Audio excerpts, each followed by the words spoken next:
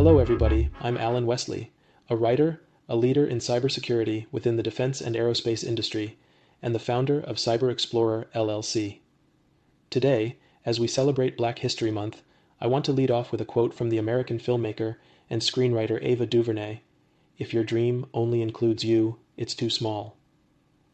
Think about that for a moment as we examine the intricate relationship between racism and empowerment in our communities. We will explore how wealth, education, and entrepreneurship can be the catalyst for empowerment.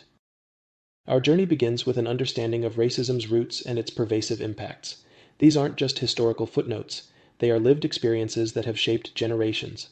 The narrative of African American history is inextricably intertwined with the narrative of America itself, reflecting a complex tapestry of struggle, resilience, and unwavering spirit. Today, we'll delve deeper into the systemic challenges and the emotional toll that racism has inflicted.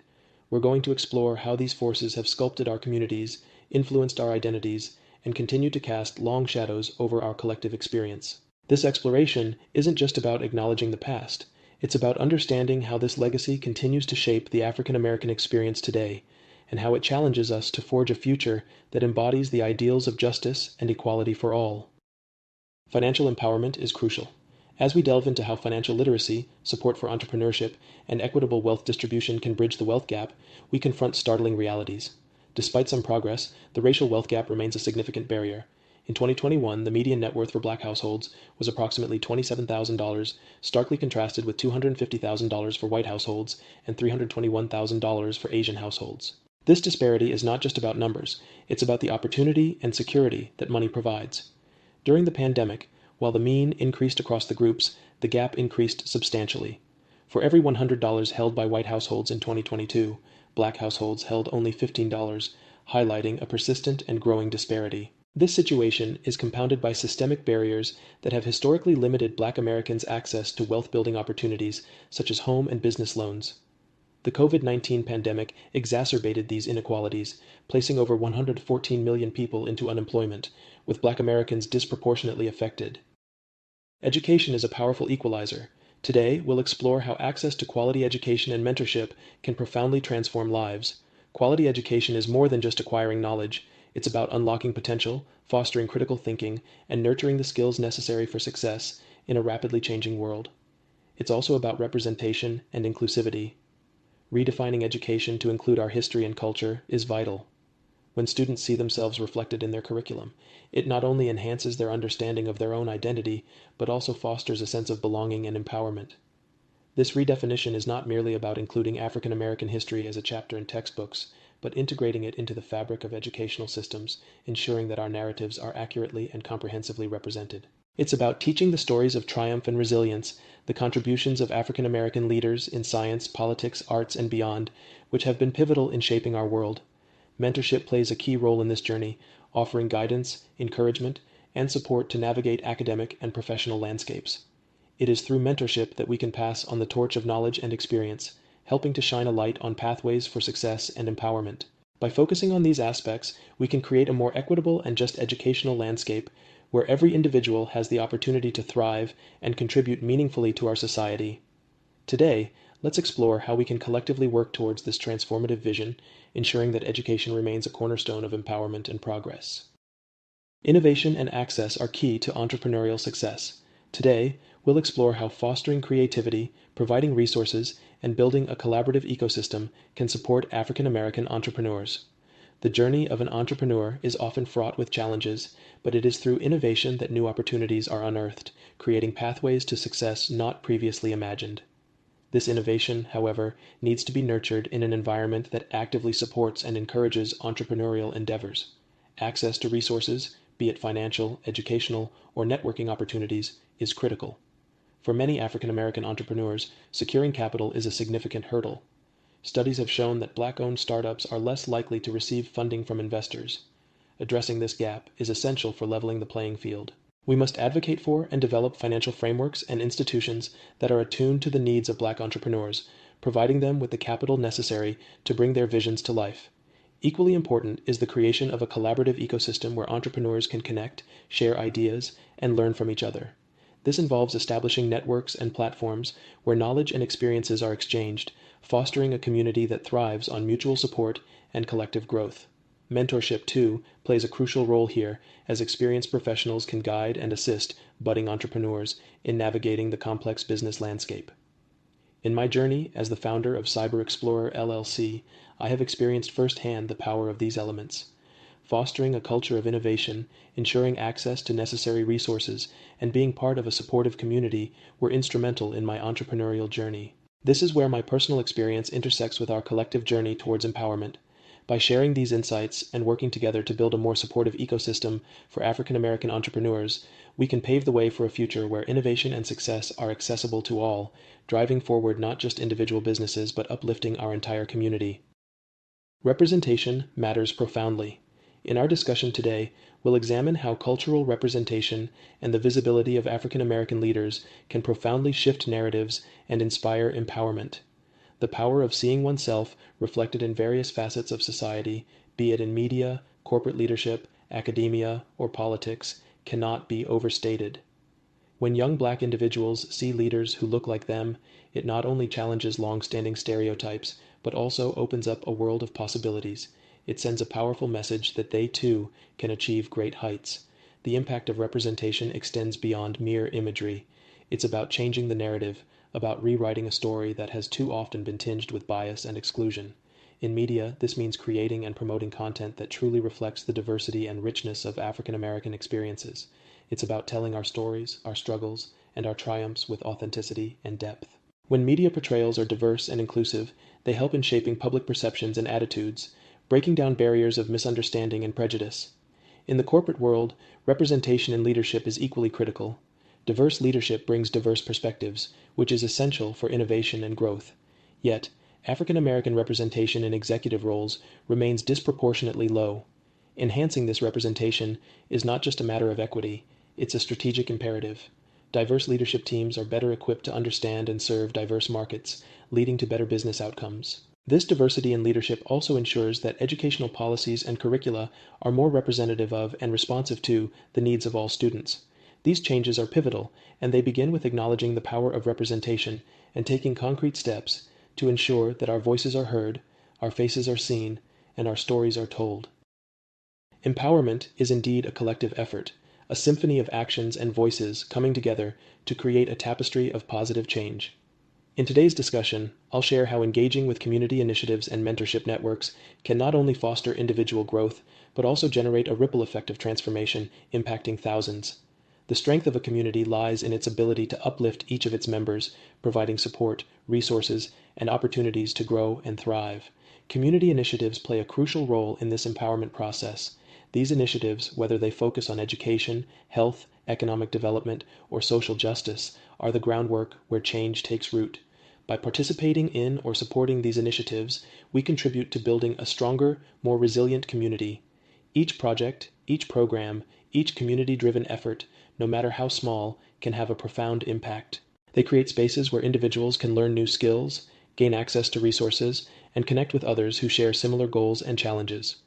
This communal learning and growth are essential in building a foundation for sustained empowerment. Mentorship networks are another key element in this equation. The value of mentorship cannot be denied. It's a catalyst for personal and professional development. Mentors provide guidance, share their experiences, and offer support that can help navigate the complexities of personal and career growth.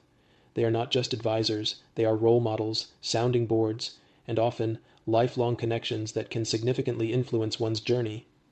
In the African American community, where systemic barriers have often limited access to certain industries or levels of leadership, mentorship can be a powerful tool for breaking down these barriers. As we celebrate, let's explore how each of us can actively participate in these community initiatives and mentorship networks. Let's discuss how, through collective efforts and shared responsibility, we can create a ripple effect of positive change. This change is not just for the immediate benefit of a few, but for the long-term empowerment of thousands. Together, we can build a legacy of empowerment that transcends generations and reshapes our community's future. As we conclude, I encourage each of you to take a stand against injustices, amplify diverse voices, and actively participate in empowerment initiatives.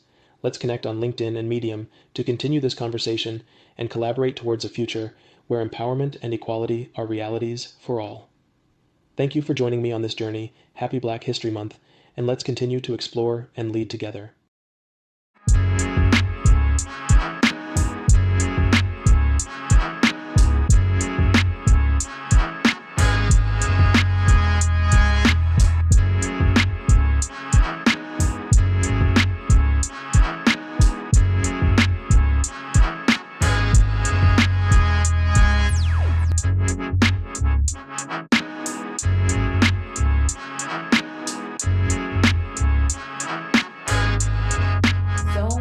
Of genius. By definition, that is your unique power, that one-of-a-kind quality that you have that sets you apart from everyone else. Imagine being in a space where you could thrive that part of yourself, having and doing the deepest desires of your heart.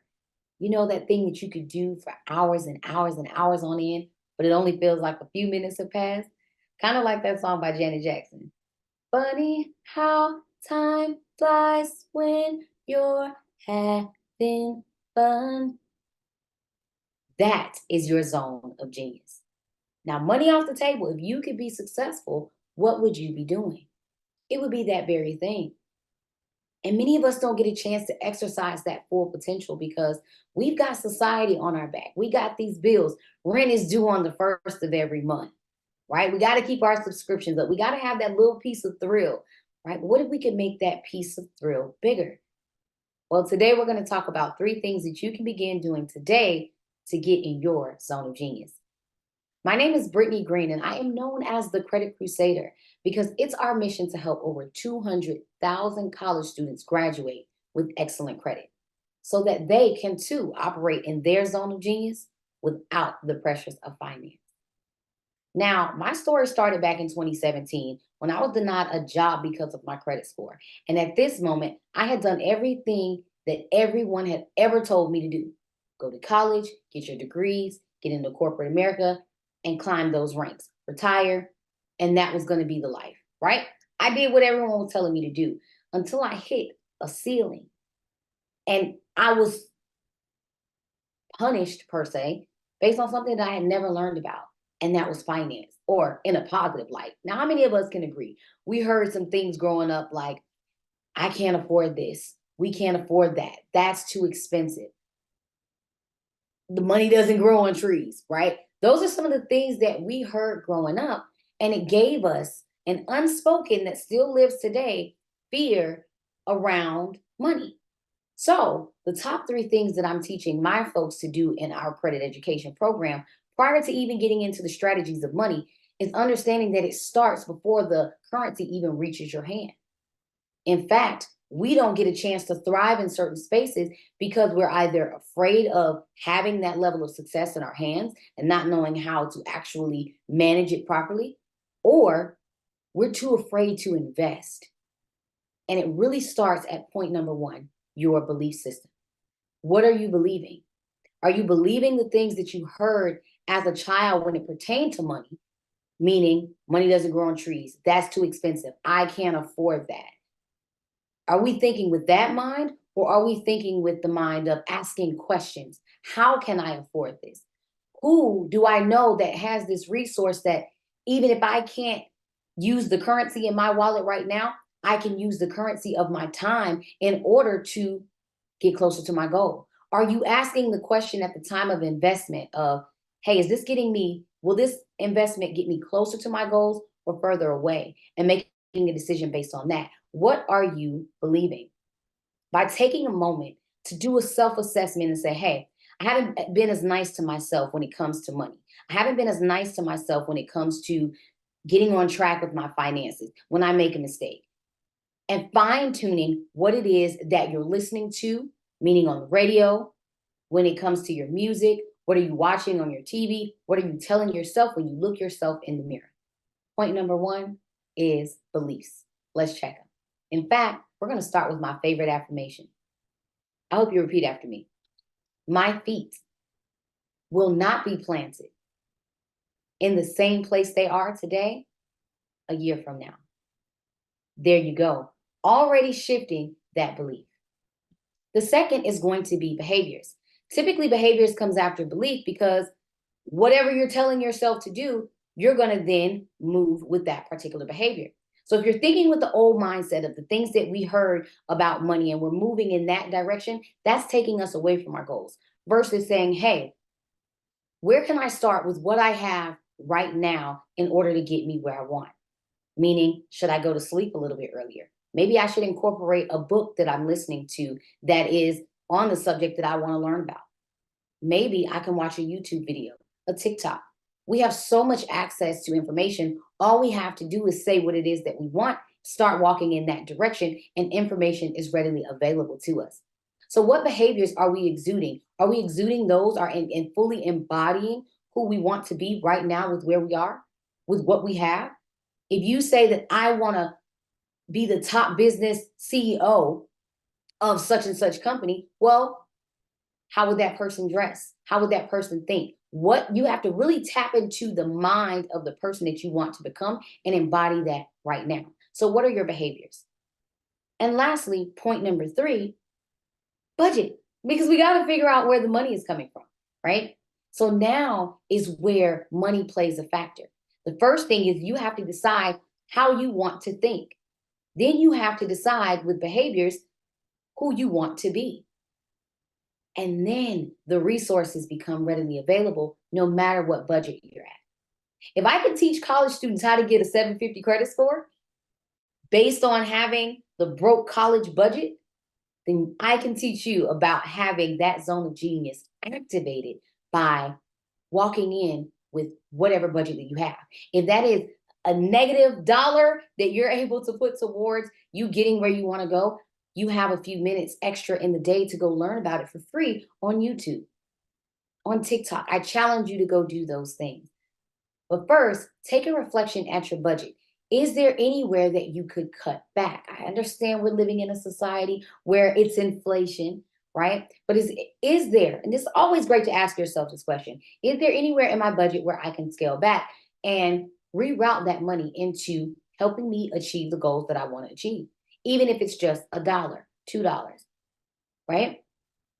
By doing that, we position ourselves to be in alignment with the perspective of having the thought and the belief of whatever it is that we want, doing the behaviors that get us closer and using and leveraging whatever we have currently within our home right now to get us there. Do I have that suit in the closet, even if I got to wear it just for a few minutes every single day to get me in the energy of it until I can have enough resource in my pockets to go purchase something new? Then after that, well, what if I have a little bit of money in my pocket? Well, then what can I go buy within this particular budget that will get me closer and closer to the energy and reflection of that goal? These are the top 3 things that I do on a consistent basis and that I teach my students to do on a consistent basis prior to even touching any money strategies, because we have to in order to get where we want to go, we have to be the person that we want to be right here, right now. You guys can find me on Instagram at I am Brittany Greene. I am BRITTANY Don't forget the E. And follow our mission on www.crownfinancialllc.com to watch us hit that 200,000 goal for college students. Bye for now.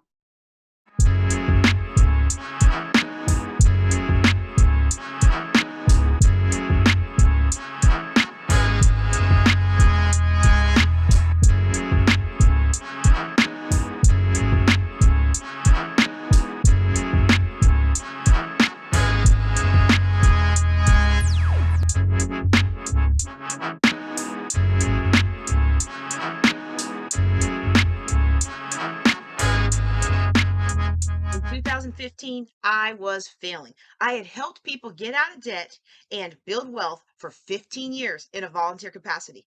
I volunteered at churches, with the county, gave free workshops at local businesses, and always had plenty of free clients. So I knew this could be a business, except it wasn't.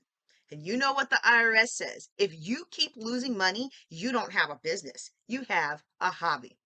I finally realized I need some help, and I take advantage of a coaching program offered by one of my vendors, and I was randomly paired with good old boy Rusty.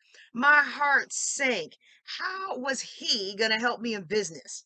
But I still went to the appointment, and Rusty turned out to be the absolute best first business coach you could ever have. Why?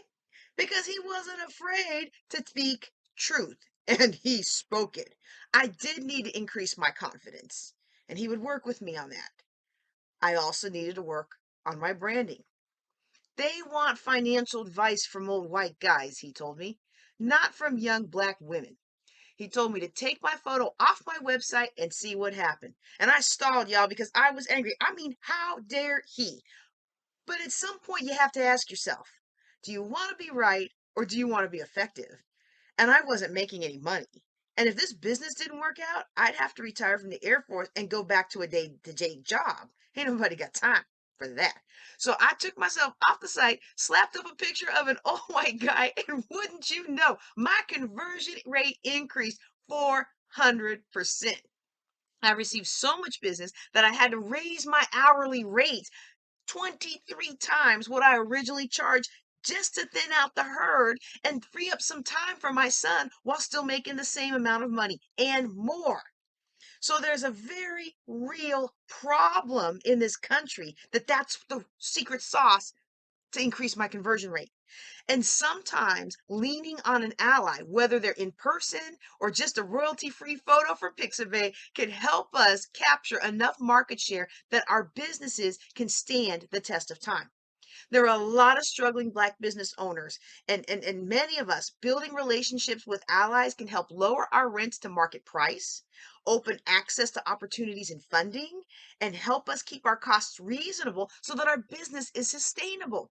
I was shocked to talk with a former Black hair care shop owner about how a certain other culture basically had a cartel on hair. He said the reason so many black hair shops fail is because we can't get the access wholesale to the product in order to sell it cost effectively. Everybody wants to support their sister and brother until they realize they can get that hair 3 times cheaper at the other hair shop. So his solution, one, he built a relationship with one of the vendors who would complain, oh, I'm not allowed to do business with your kind, but wouldn't resist the cold hard cash in his face. He still paid more for the hair than he should have, but not as high as others outside this vendor's race. How many of us move into our first building paying rent 3 times higher than others with less credit?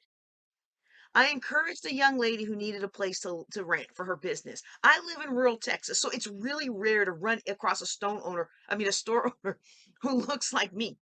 And I really wanted to see her succeed. She had the same situation that I had had back when I lived in Louisiana, and so I told her how I got around it.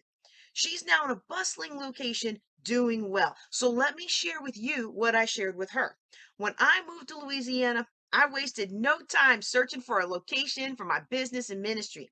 There were quite a few properties for sale and rent, even some with owner financing.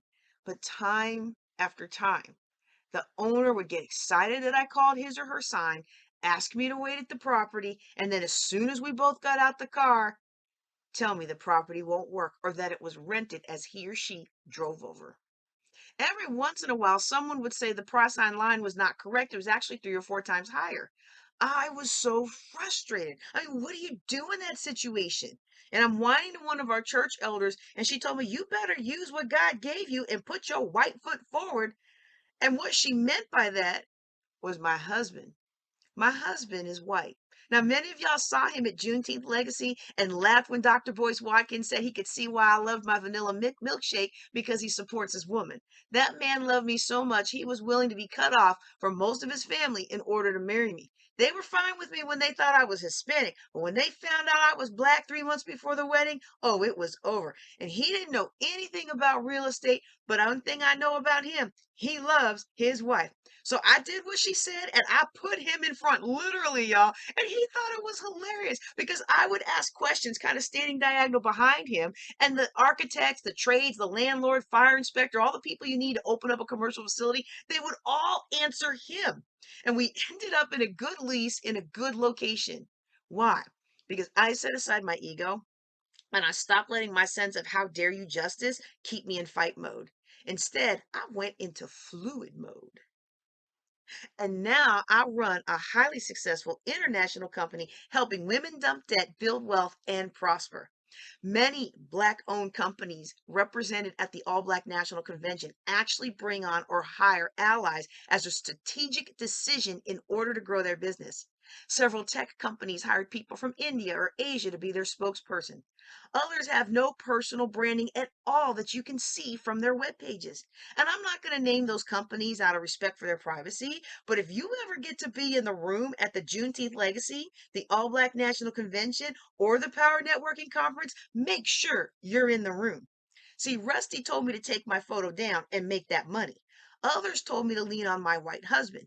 Both were distasteful to me since my brand is built on transparency. However, it worked, and my business built the money it needed to build, and it gained the traction it needed to gain in the marketplace that I can succeed now. And some people care, but they feel powerless to help, or they don't know how to help without triggering angst or threatening their livelihood. And we see that often as refusal to help. It's not refusal to help. Because see, when we want to do something, we do it. I always chuckle when Trevor Odd says, if you want to get something done, give it to a black woman. Because we're movers and shakers. Most of us, we care what you think, but you ain't thought that much of us all these years, so we're not going to let you stop us. And for our allies, it doesn't always work that way. I know so many business owners and pastors who put up Black Lives Matter signs on their church or establishment and watched their patrons disappear. Others got fired from their jobs. They got public distaste for no other reason. And I hear some of you, welcome to our world. Sure. But guess what?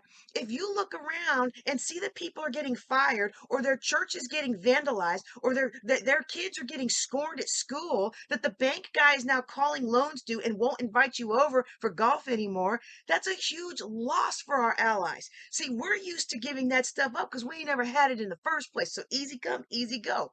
Okay, it's not different for us. But for me to help another sister doesn't hurt me. I got nothing to lose. My mixed kid already doesn't get invited to the birthday parties. You don't want to give me a loan? Ain't nothing changed. In a multi-layered and concentric society that most of our allies live in, you cannot risk the threat to your family's financial, emotional, and financial security for somebody else. See, for my white husband, who lives in rural Texas, to be the main worker and table guy at his wife's Black People Conference, and to wear my Juneteenth Legacy I Am Black Excellence t-shirt the whole day, and to acknowledge that the issues we address in that conference are real issues, not just Black people whining because they don't want to work, which is what many majority people think of us, that represents significant threat to him and his livelihood. It represents significant threat to any of his colleagues who associate with me in more than a passing manner.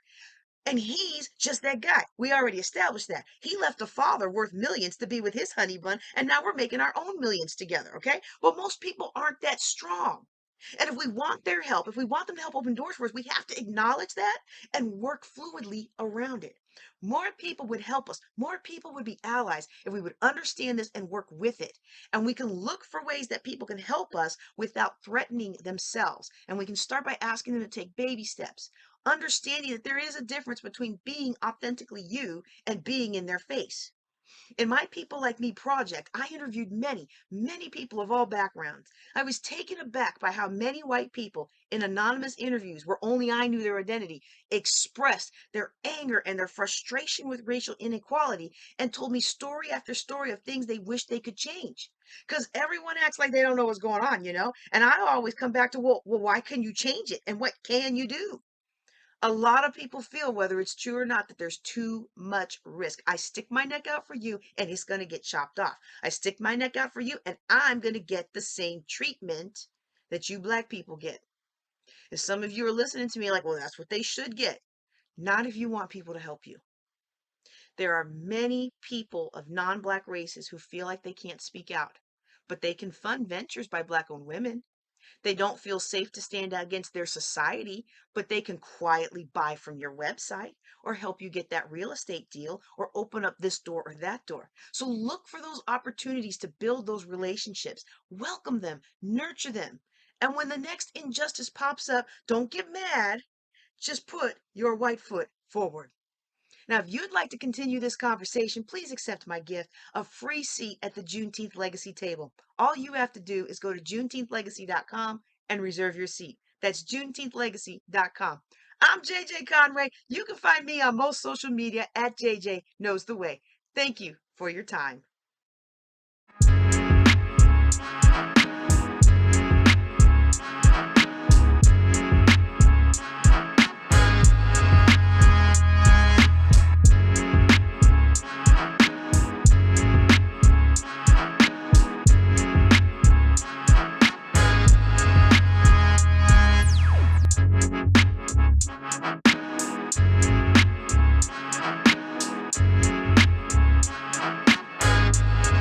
Hello, and happy Black History Month. My name is Nikeya Young, CEO, founder, and podcast host of Victorious Living Solutions, a transformative coaching company that inspires high potential leaders to crush their goals despite life's challenges and live victoriously. And that's what I'm going to do in the few minutes that I have with you today. I'm so excited to speak to you on the topic Redefining Excellence, how to command your 24 and win every time. So let's get into it. What exactly is Black excellence? Black excellence, the simplest definition of Black excellence, is a high level of achievement or success by a person who is Black. Often in our culture, we use this phrase to encourage each other. Yes, sis, come on with the Black excellence, girl, Black girl magic. Yes, we give each other high praise anytime any of us has a big win. And as endearing as it is to hear that, let's just admit it, Black excellence can actually be a little problematic. How, you may ask? Okay, I'm going to tell you a little story, and this will help you understand what I mean. As a child, I was very driven and ambitious, even back then. I loved getting straight A's in school. I could always be found with my nose in a book. Doing my best and checking off all the boxes was just something that was a passion of mine. I had an innate ambition. But I also lived alone with my mom. My dad was up here in Chicago. I would come to visit him every summer because my parents divorced when I was very small. And I had a half-sibling, who did not do as well in school. I take that back. She was a great student, but she got into trouble in school a lot. And that caused an interesting dynamic between the two of us. I would notice how my father would be so proud of everything that I was doing and the good grades that I was getting. I would notice when I would go home, or home being down south, and visit with my grandmother, the conversations that would take place, the comparison and contrasting of me and my sister. And it started to make me feel uncomfortable. It started to put a different spin on my achievements. I was achieving because I just loved achieving, and I was very driven.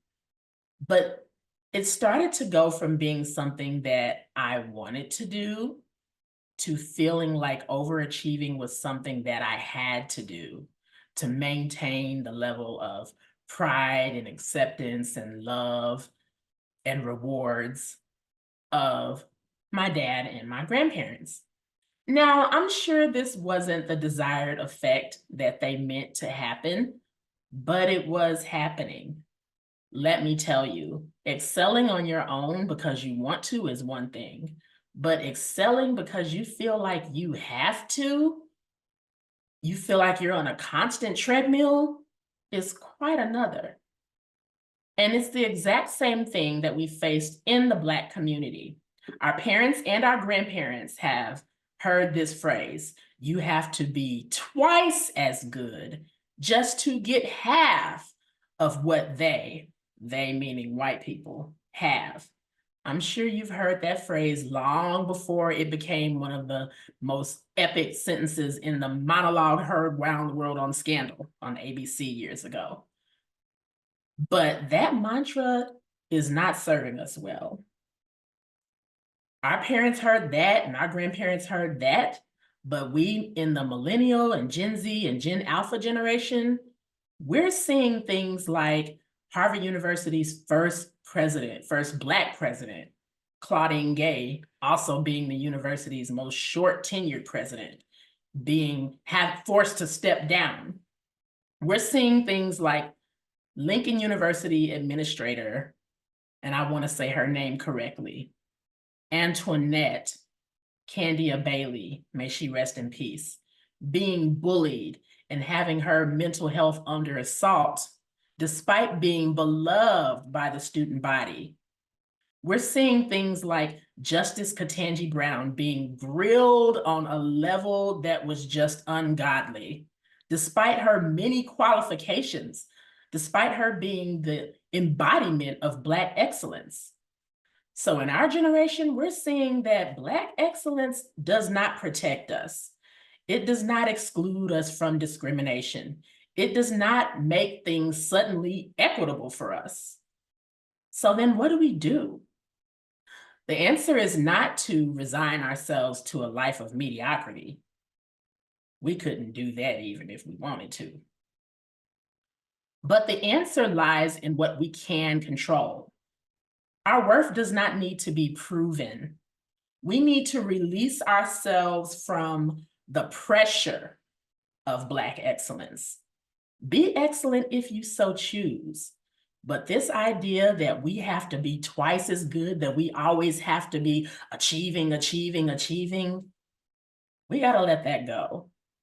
What we can control is something that all of us, no matter our skin tone, our background, any of that, we all have the same 24 hours in a day. Time is equitable. And what we do, how we manage, how we take command of our 24 hours each day, that is where we can be excellent. If we shoot for excellence in commanding our 24, success is inevitable. So I want you to think about that as we're celebrating this Black History Month. Don't feel the pressure of checking all the boxes. Yes, I know we're going to be celebrating all of the people who did remarkable things, who invented such cool things. But don't feel like you have to be Wonder Woman or Superman. Just set goals, hold yourself accountable, and check them off each day. If you can do that, my friend, that is Black excellence too. Thank you.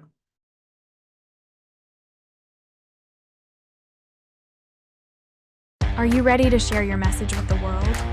Introducing PitchDB, the all-in-one platform revolutionizing the way speakers connect with podcasts, conferences, and media outlets. With access to over 3 million platforms, finding your perfect speaking opportunity has never been easier.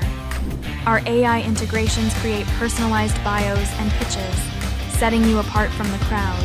Join the movement of speakers taking the world stage today. Join now at pitchdb.com.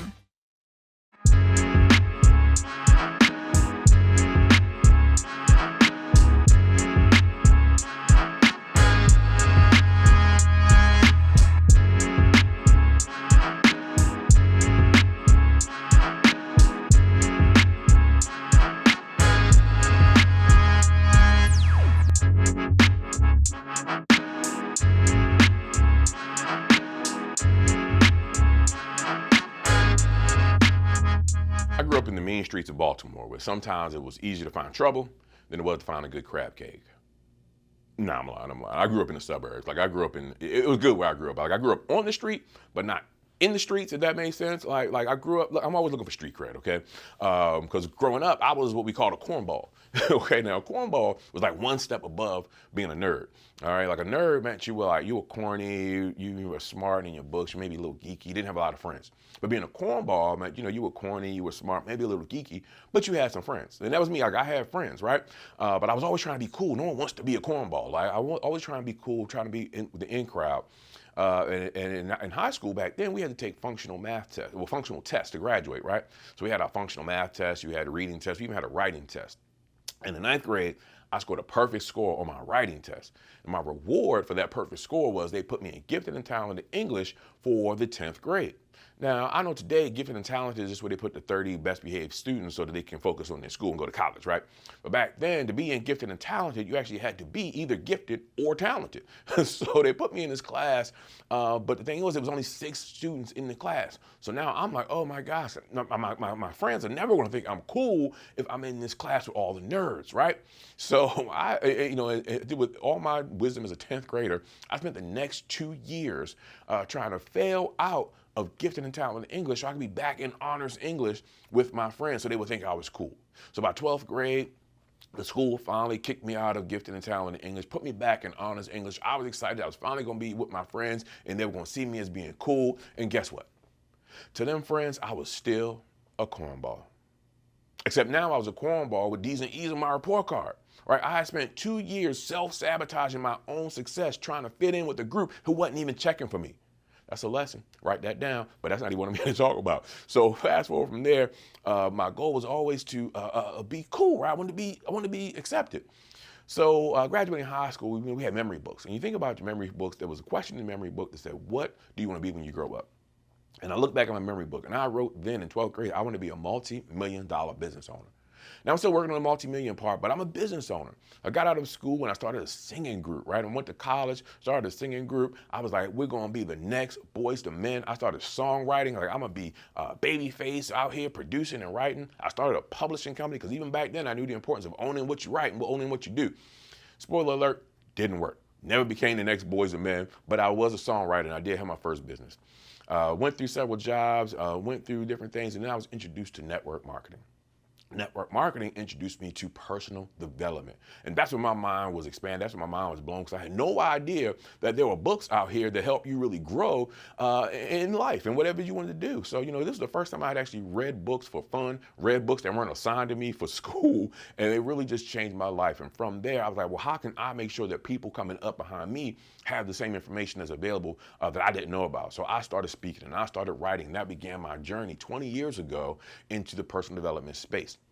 So as an author, I knew when I first started my company, I didn't want to just write a book. I wanted to publish other people's books. So I started a publishing company. I wrote 12 books of my own, published hundreds of other authors, helped them reach thousands of Amazon.com bestsellers lists. Here we are today. 3 years later, I decided to transition to help those authors and speakers and coaches develop their visual media side. So once you write your book, how do you what do you do after that? And that's what I focus on now. And through Born to Be Dope, it was a question to myself, is like, how do I share who I am, exactly how I am? Because if you're an author, if you're a speaker, especially if you're a person of color, you have one question you always got to ask yourself: just how black am I going to be? Right? Am I going to hide my face on my marketing, and am I going to go out there and really show them who I am? And for a long time, I battled with that. And it was about 3 years ago that I said, I'm going to be unapologetically great at being me. I am my secret sauce. So I'm not going to try to fit in with everyone else. I'm not going to try to wear the uniforms that they say streakers are supposed to have. So no, you may not see me on a suit and stage. I'm not going to necessarily worry about trying to talk in big words to appeal to people who've got, big vocabularies, because they don't really need me anyway, right? They already think they know everything. Sorry about that if I offend you for using your big words. But the point was, I wanted to be me. And I said, well, listen, if I'm out here struggling after 20 years of just trying to be myself, I know there are other people trying to be themselves as well and figure out how to do that. That's what Born to Be Dope is about. It's a celebration of being unapologetically great at being you. All right. So we're focused on what is your secret sauce? What is the thing that you bring to the table that really is going to draw people to you? Because We're not, you don't have to appeal to the whole world. You just got to find your tribe, your people with whom you connect, and they will set you up for life, right? Those are the lives you will call to change. So at Born to Be Dope, we break it down into three pieces, three tenets, where we help you master, magnify, and monetize your unique dopeness for maximum success in business and life. So the first thing is to talk about master, right? We want you to master your message. That's the first and foremost. What is it that you are known for? What do you talk about? What are you the go-to person for? Now, I know you might be someone who has multi-talents, right? You might be someone who has multiple messages. That was me. I was a leadership and success and comeback and goal setting. So how do I bring that all together, right? What is my message? How do you bring it together? Because understanding that the most successful people are those who have one message, that they mastered that message, and that's what they're known for. All right, think about Martin Luther King. We know he stood on one message. That's what he lived for. That's what he died for. Think about in business, right? When you want a tortilla chip, do you ask for a tortilla chip or do you ask for Doritos, right? Doritos are a brand, but we look at tortilla chips as Doritos. If you need a photocopy, a piece of paper, you're not asking let me photocopy this, you're saying let me Xerox this, because Xerox has mastered the messaging of photocopy, and that's what they are. So in business, you want to find out what's your thing that you're going to be known for, right? And that's your message. Master that message. It took me 20 years, 18 years to finally master my message. So I'm trying to shorten that time for you doing the same thing. Number two is magnify, right? How do you magnify your brand? We're in a social media economy. We're in a visual economy world where everything is in front of our eyes. Everything is visual, right? So if you are trying to build anything, it's important that you magnify your brand with top-notch visual media. And that's what I specialize in, helping you create video content, create audio content, create visual content that when a potential client looks at your information, looks at your content, they're not asking, ew, who did that? They're asking, wow, how can I afford them? Because you look the part. You look like a premium level business. You look like a premium level brand. So when you're competing out here, listen, no one's going to have time to, you can't ask for forgiveness. Hey, just overlook my bad video because I can't afford a camera yet, but listen to what I have to say. No, it doesn't work that way. Even ask yourself, when you go on YouTube, when you're looking for, you type a question in YouTube and you want to find something and the first videos show up, what are you going to click? More than likely, you're clicking the one that has the best looking cover. You're clicking the one that has the best looking video because you believe if they invested that much into the visual, then they must know what they're talking about, right? So you want to make sure that you're doing that. And then number three is monetize. I know people act like it's bad to talk about money. No, we're talking about business, right? We're helping you monetize your brand, monetize your expertise. What is it that you know that you could be getting paid for right now, right? I read a book, Becoming the Passionpreneur, where I teach you all about how to build passion-driven revenue streams based on what you know. Right? So really, when we talk about monetization, you can go out there and have all the knowledge in the world, but you should be able to benefit from that. And one of the things I help authors do is understand that when you're writing a book, your $20 book, you can only sell your $20 book for what? $20. That was a trick question, right? You can't sell a book for $2,000. People aren't going to buy a $2,000 book. All right, but you have content in the book that you have to understand how you can monetize that in different ways to turn that $20 book into a $20,000 offer. And you have some kind of expertise. You have something that you can monetize, and that's what we do in Born to Be Dope, to teach you how to monetize you, how to monetize your dopeness, what it is about you that makes you special, and how to turn it into revenue. So listen, that's what we do at Born to Be Dope. I want to invite you to join our Born to Be Dope Cypher. That's our private Facebook group. You can go to borntobedopecipher.com. That's CYPHER.com and join our Facebook group. Doesn't cost you anything. You mean there were like-minded people and individuals who are all about being dope, building our businesses and our brands and helping change the world. Follow me on all social media at RajIsDope, or you can follow me and contact me online at RyanCGreene.com. That's Greene with the E. I'm so excited to talk to you and see how we can work together. I'm Ryan C. Greene. Be dope.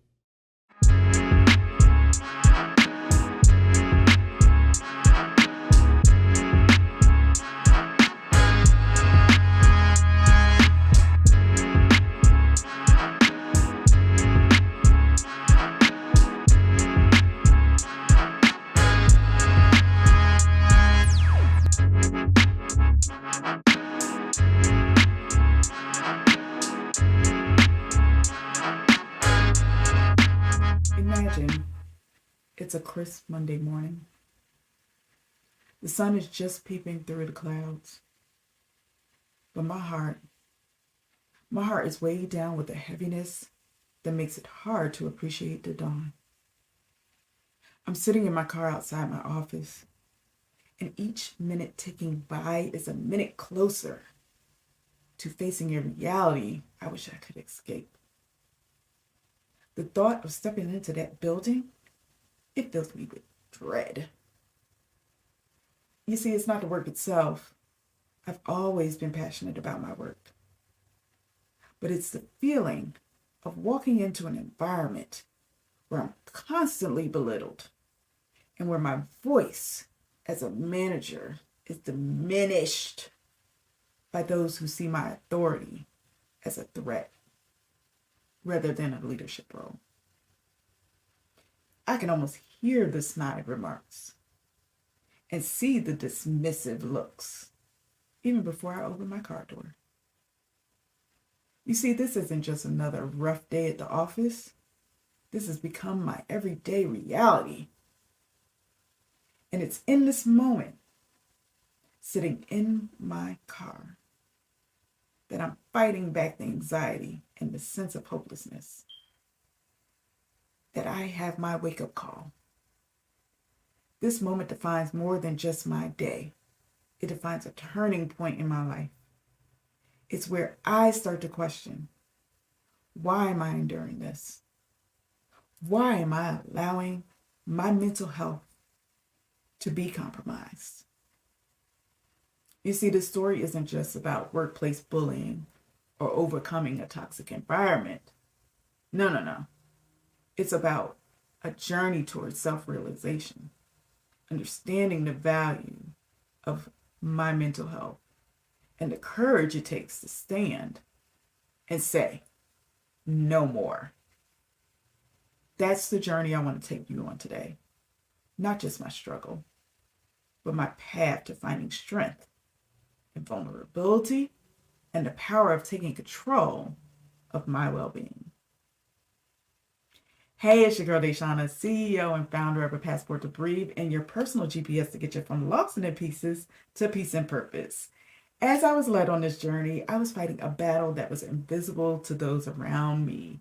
It was a battle against clinical depression, a relentless shadow that followed me every day.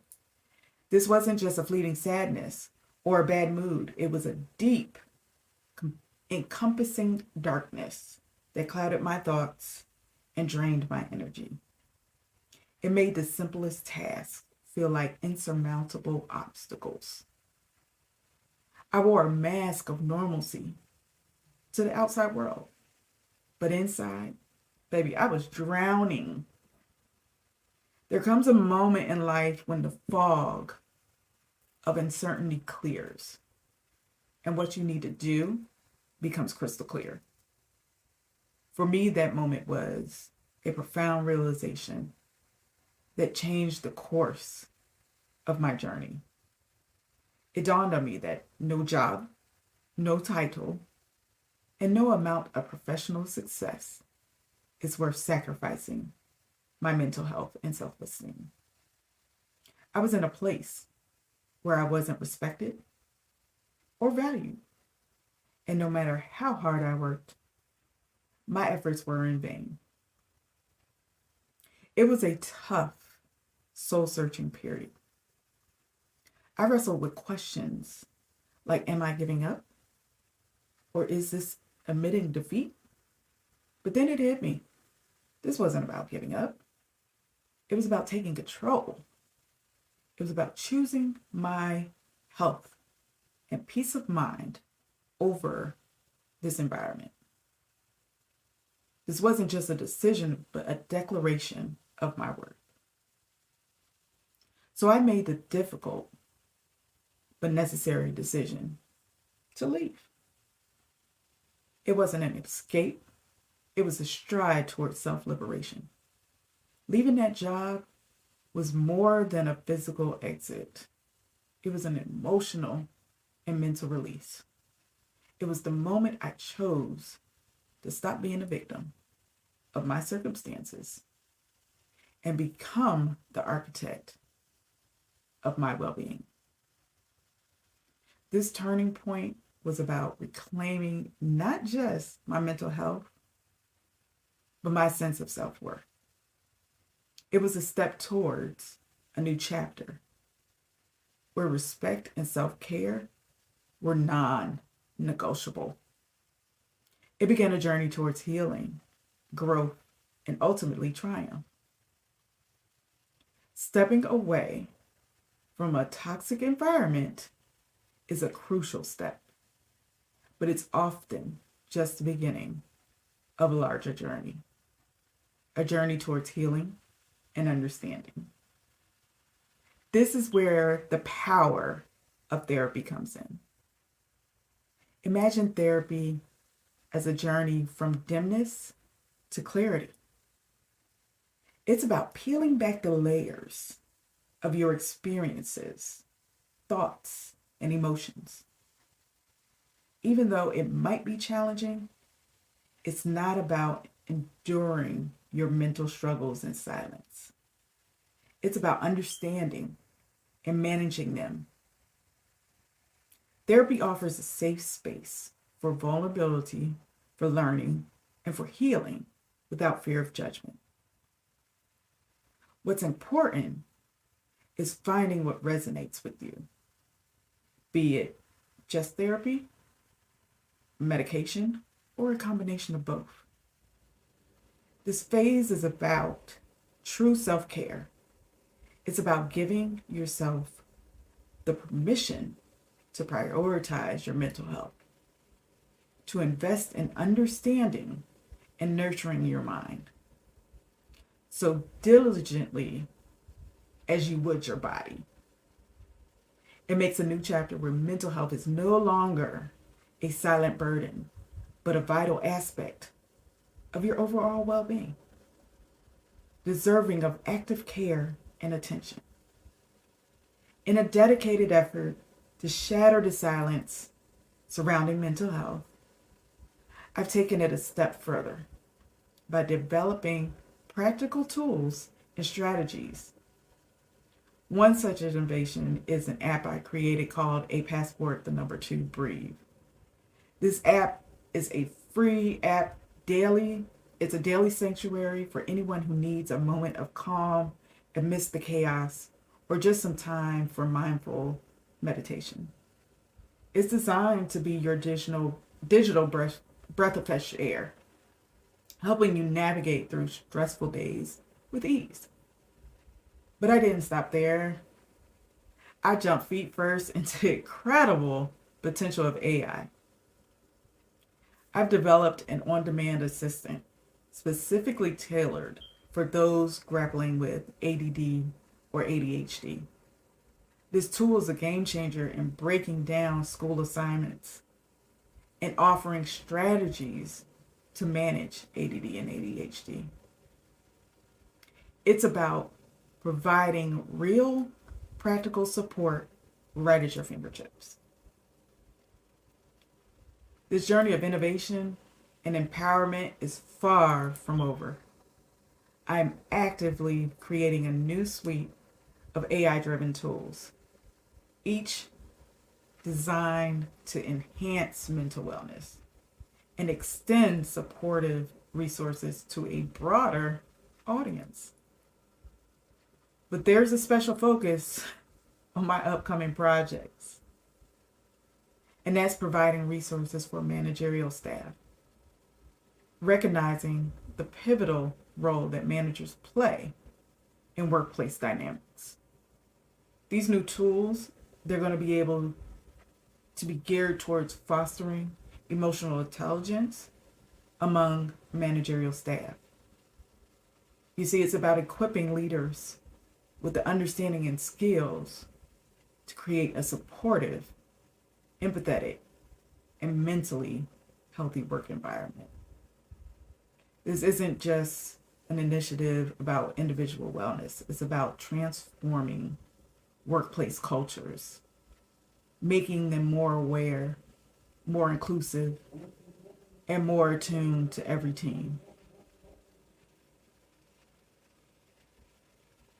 Our needs should be acknowledged.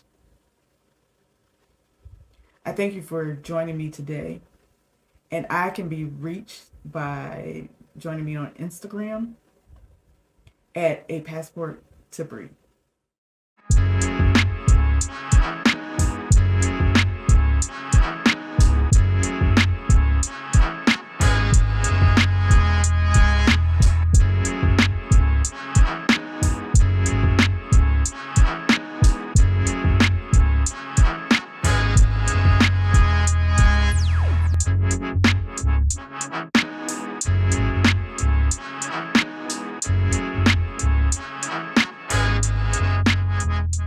Think about this for Black History Month, coming from me, no matter what I look like, no matter who I am, but as a leader first. As a leader who knows he is chosen by God. I am not saying that just to say it, because all of us are, if we can just admit it within ourselves. You know, think about that. Think about who you are. Think about who you are. Like, go look yourself in the mirror, like I've done. Go zoom in on yourself in the mirror and ask yourself, am I doing what God asked me to do?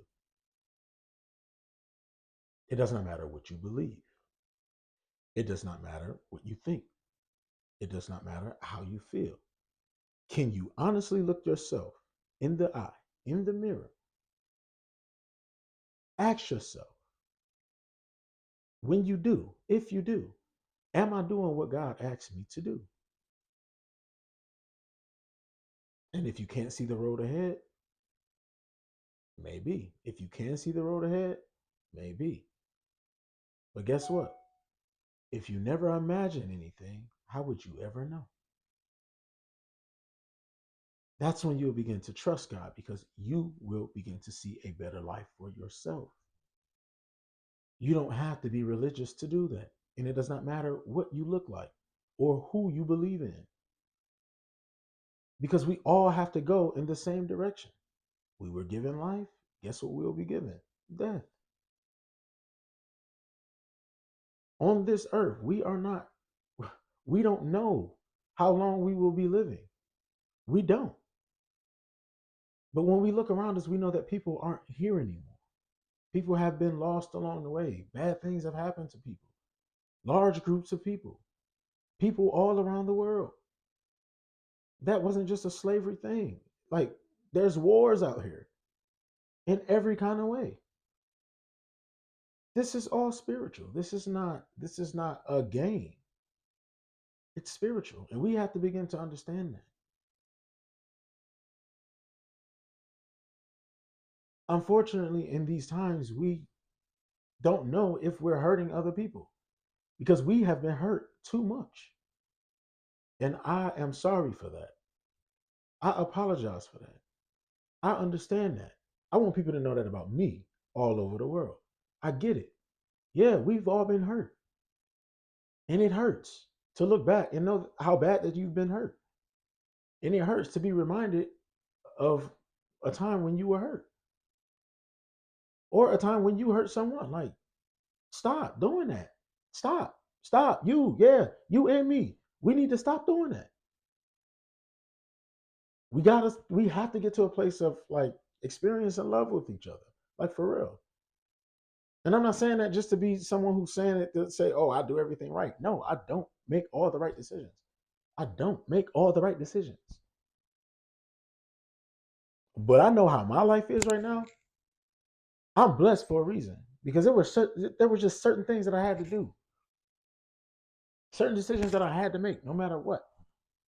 Because I know what God said.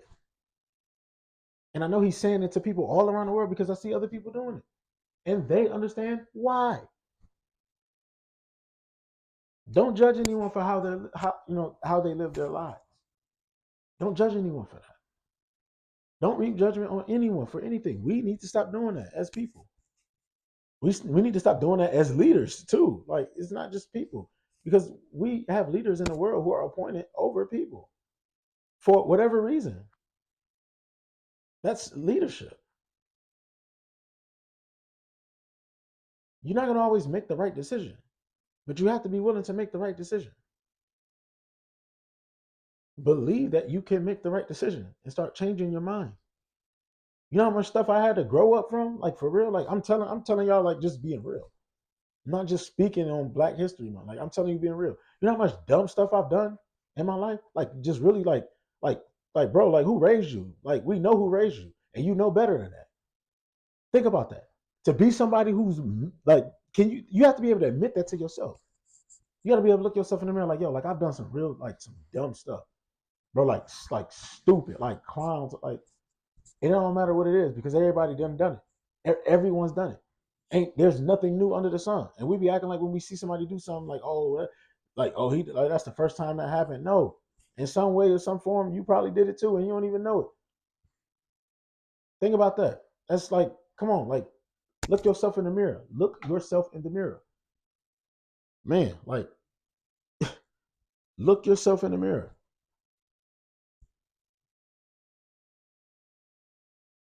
Look yourself in the mirror. Everybody, like do that. Do that for yourself. Not for me, not for no, like do it for yourself. You might find God there. And you got to be okay with what you see. Because we all have to work on being better people. If we ever want to be leaders of anything, anything righteous, anything that's going to produce, you got to want to do it the right way. It don't get no, like that's simple, like for real. That's simple. Check this out. When I started wearing this clothing line, Beyond You, right? And you can find it on the internet somewhere. If you're looking for it, like for real, like if you want to find it, find me on LinkedIn. Find me on LinkedIn because it's a nice clothing. It's like it has character about itself, and you get to find yourself like in the mirror when you dress up and you remember like who you are. So you who's watching, who may not be Black, you who's watching, who may not be white, Asian, Australia, like in like wherever you are in the world, know that there's nobody in the world that looks like you. Nobody in the world can be you. So find you so that you can be you in joy and in freedom. Because you deserve that. Like you deserve to experience life in the best way that you possibly could without harming anyone. You deserve that. I'm telling you that, like as a man, because I know that's what I deserve. I know that's what my wife deserves. I know that's what my children deserve. I know that's what my family deserves, my friends, even my enemies. And I don't even have any that I know of. But if I do, like, yeah, I want them to experience life too. I want them to go be the best version of themselves. Like be the best version of yourself, like that part of you that feels free, where you're not hurting or harming anyone. Like if you like to roller skate, go roller skate. If you like to build snow, like igloos, like go do it. Go enjoy your life. Don't hurt anybody along the way, but go enjoy it. Because you might find people there that like to do it too. And you might just gain a friend or a brother or a sister or a new family member or a business partner or a brother that you can fellowship with, a brother that you can worship with, a brother that you can praise with. Think about that. You could really find that in the world. You really can. Lead yourself there. You, leader. Yes, you. And I. Lead yourself in that direction. Don't change anything about who you are. Be you. And understand other people are trying to be themselves also. So when you meet them, ask them to tell you something about themselves that helps you understand them so that you can see the good in them. Because we all really want to experience love. We're leading this life that we live to find love somewhere. Some of us are finding it, some of us are not. Some of us are finding it in the wrong places. Some of us are not places where we can find it and still find it in any way. That love is a powerful thing. I'm telling you, love is a powerful thing. And I know that we all want to experience it. It feels good. It feels good to go all around the world and see other people and they show you love. Everywhere I've been in the world, people have shown me love. Not everyone agreed with me, and I didn't understand everyone. Everyone didn't understand me. But I don't I don't have bad experiences when I go anywhere in the world. I always find loving people, no matter what they do.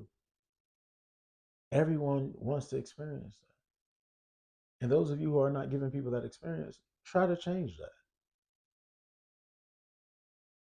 Forgive the person that made you who you are. Forgive them. And you'll find that love that you were looking for, that you feel was taken from you. Because someone loves you. Know that God loves you. Christ loves you. He died for you, for all of us. That's real. All right? Keep up the good work because you're leading in the right direction. And I want you to know that from me, the doctor, for different reasons. You understand?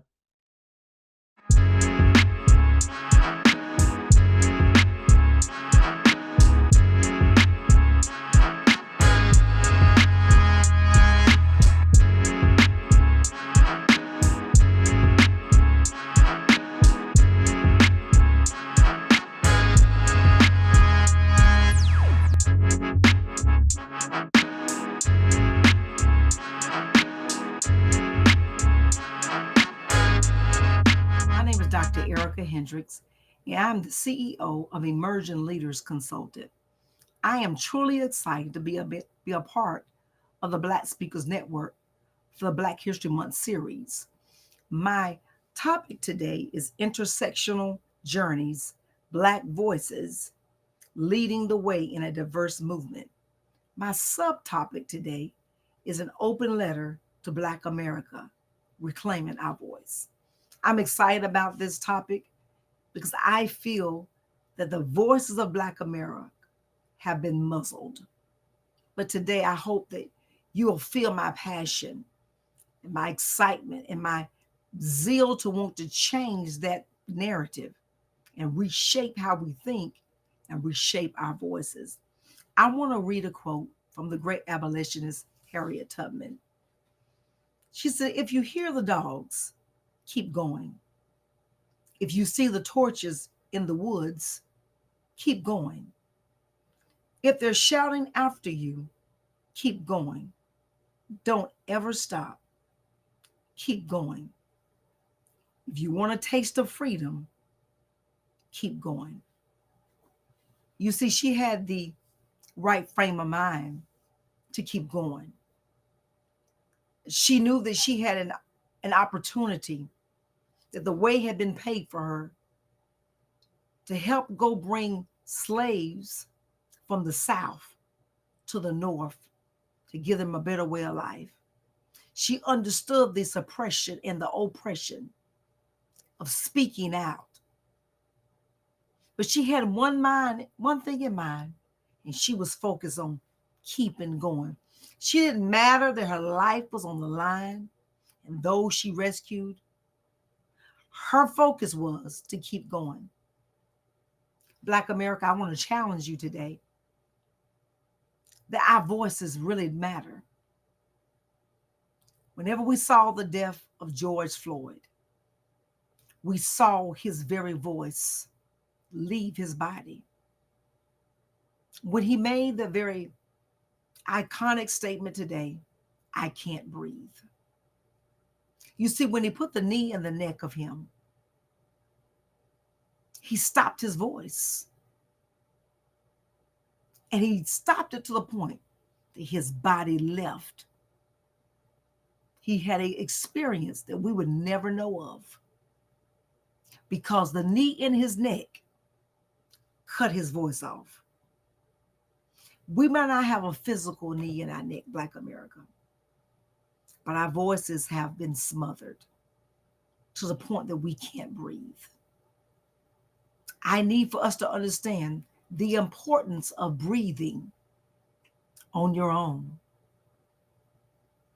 without the assistance of any machine or technology. Can you breathe? Shall you breathe? I believe that we can breathe. I wrote a letter to Black America that I want to read to us tonight. Today, wherever you may be listening, I believe that it is going to be mind-opening. I often write out my thoughts and I often write things down because I want you to understand the importance of what it means to be Black in America. It is with immense respect and solidarity that I address this letter to you. In the tapestry of our nation's history, your voices have been both a resilient melody and a thunderous roar, echoing through the corridors of time. Today, I acknowledge and I honor our journey marked by triumphs, struggles, and relentless pursuit of justice. In reclaiming our voice, we recognize the strength within our communities, the richness of our culture, the undeniable contributions that we have shaped the very fabric of America. Yet we also acknowledge the challenge that persists, the systematic barriers, the racial injustice, and the daily battles against equality. Black America, I write this letter to us today for a call to action, a call to reclaim our narrative and shape our future, where equality and equity and justice are not just mere aspirations, but are lived realities. Black America, I write this letter because our voices, diverse and powerful, hold the potential to redefine the discourse of our society. Black America, I write this letter with some crucial aspects that we must collectively address as a people. Black America, I write this letter to let our diversity be our strength. I write this letter to let education become our cornerstone of empowerment. I write this letter, Black America, for the fight of economic justice in the integral of our journey. Black America, I write this letter for the disproportionate impact of criminal justice system on Black lives in stark reality, reclaiming our voice and advocating for transformative change. Black America, I write this letter for our health and our wellness. Black America, I wrote this letter for our political participation. Our voices must echo in the chambers of power through active civil engagement, voting, and advocacy. We can shape policy that impact our communities. Reclaiming our voice in the political arena is a crucial step toward a more just society. Reclaiming our voice is an ongoing process, and the echoes of our collective strength will resonate for generations to come. Let our journey be shaped and defined by hope, resilience, and the unwavering belief that united, we can create a more equitable and just world. Black America, let our voices matter. Let our voices be heard. And let's embrace the diversity of our culture, because our voices matter. Follow me today on my social media handles. I want to invite you to be in my part of my community, and I want to become a part of your community. Follow me on Instagram at I am Dr. Erica Hendricks, Facebook Erica Hendricks, YouTube Dr. Erica Hendricks, and my website drericahendricks.com. Black America, let our voices be heard. And in the old Negro spiritual, lift every voice and sing. To heaven and earth and nations ring. Sing of harmony and of liberty. We got a taste of freedom. Let's keep moving. And don't stop till we get to the place where our voices don't just matter, but our voices are heard, understood, and accepted. Thank you, Black Speakers Network, for this opportunity to share in this space. I look forward to doing this again. Meet PitchDB, the ultimate platform for speakers looking to make their mark on podcasts, conferences, and media outlets. PitchDB provides access to over 3 million platforms, ensuring you find the perfect avenue for your message. With AI integrations, your bios and pitches are tailored uniquely to each opportunity, giving you the edge you need. Join now at pitchdb.com.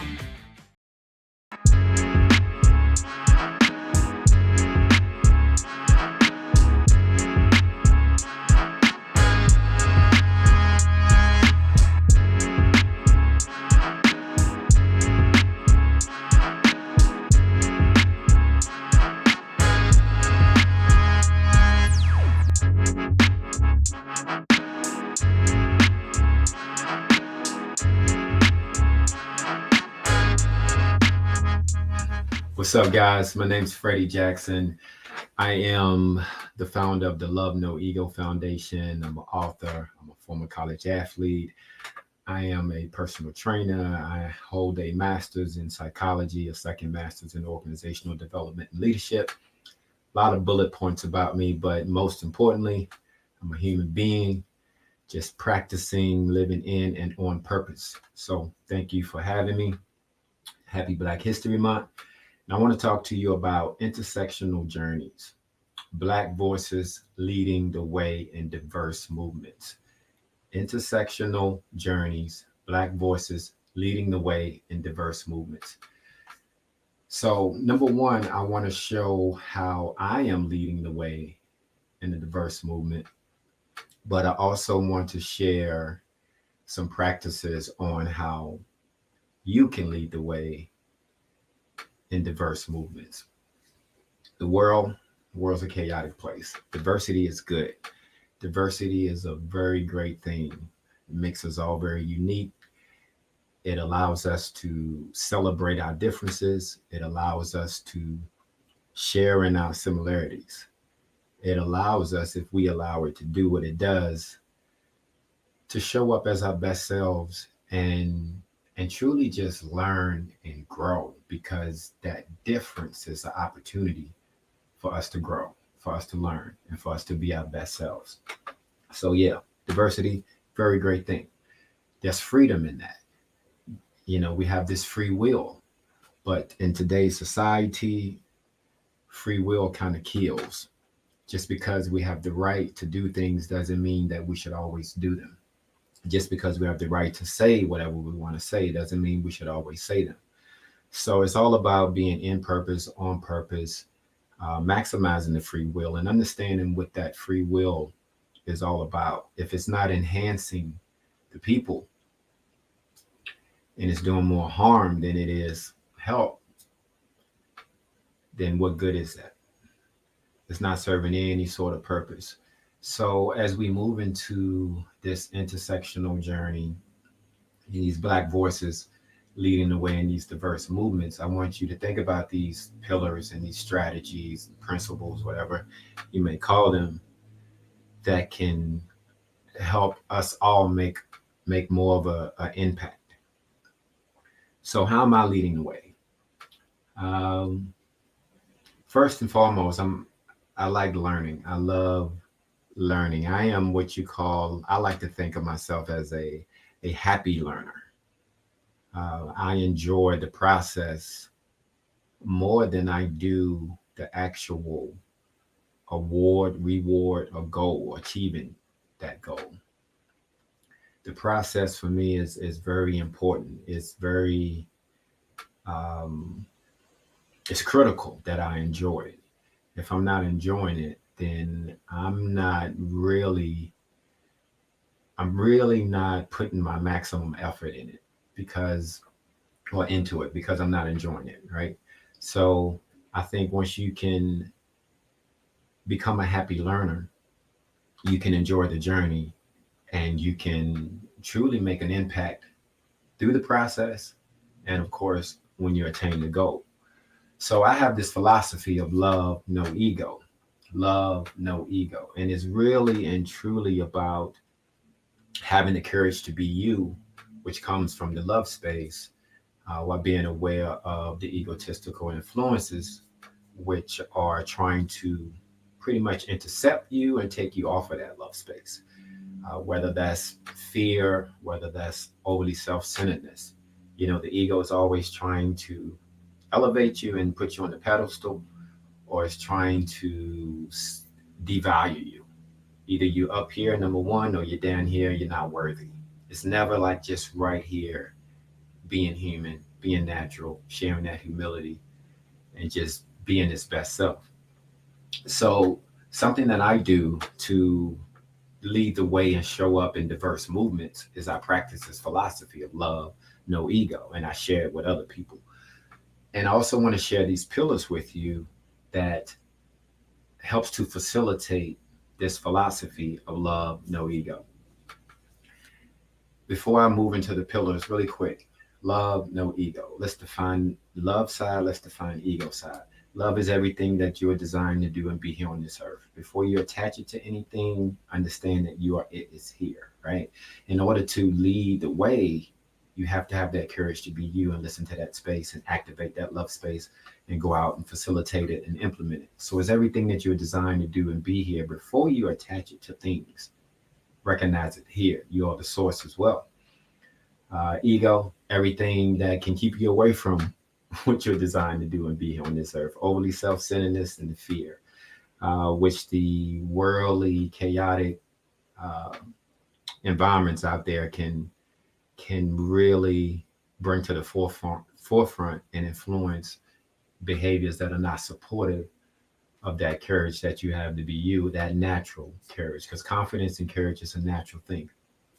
It's a fine line between confidence and ego, but courage is a natural thing. It should come from right here. You should believe. You should move forward and have confidence. Why wouldn't you? So the pillars: spirituality, education, exercise, community. Spirituality, education, exercise, community. Remember, I'm giving you 4 things to help facilitate the philosophy. And you don't have to call it love, no ego. You can call it whatever you want, as long as it works for you, right? That's what's important. Have to have the courage to be you. You know, you have to. You just simply have to, because that's where the gifts are. That's what you've been given. And if you never, ever open it up, what kind of life have you had? So, pillars: spirituality. We laugh, we cry, we feel, we have all these emotions that we experience. I'm just saying, pay attention to that space. Make time and make space to pay attention to that space. Look at it, watch it, understand it. So that way you learn how to respond in a way that's good for you, right? Didn't say religion. Religion is something to help facilitate and give you a practice. I'm talking about spirituality as a human being. If you want to be able to move and diversify and get into these diverse movements, you have to be human. We have to be human. Spirituality is one that can really ignite this space and have you show up as your best self: humility, integrity, confidence, the whole 9. So pay attention to that space. Meditate, pray, watch the sunrise, walk out in nature. Nature does super, super wonderful for the spirit and spirituality. Education, it's not a one-time thing. I have a few degrees, but I'm always learning. Just because we graduated doesn't mean that education stops. Be a happy learner. I said that earlier.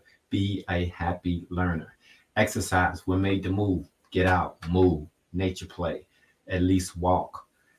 Get out, get that sun, get that vitamin D, find a way to move. You don't have to be a top-notch athlete. Move the body. I could give you another whole presentation on the benefits of movement and exercise alone. Community. There's unity in the community, and actually in the word community, there's unity. So everything that we are trying to achieve is out there. It exists. And we have to have the courage to be us, to open those gifts and attract those things to us. You understand? Community is detrimental to our success. It's critical. I could create the best, what I feel, philosophy, write the best book, but if I don't have anyone to share it with, then what good is it? And lastly, what I want to point out about community is that we have the power to obviously, yes, hurt each other. We see that in society every day, but we also have the power to heal each other. And that brings purpose. And when you have purpose, there's no other feeling greater than purpose.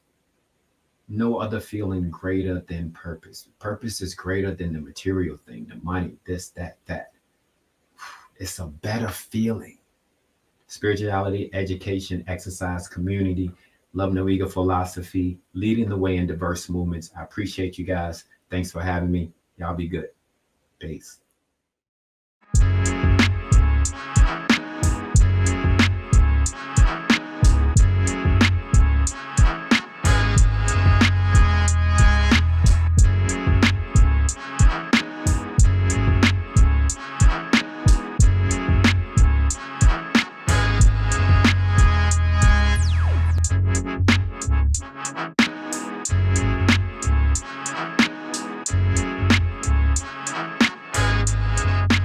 There are three kinds of people: those that make things happen, those that watch things happen, and those who wondered what happened.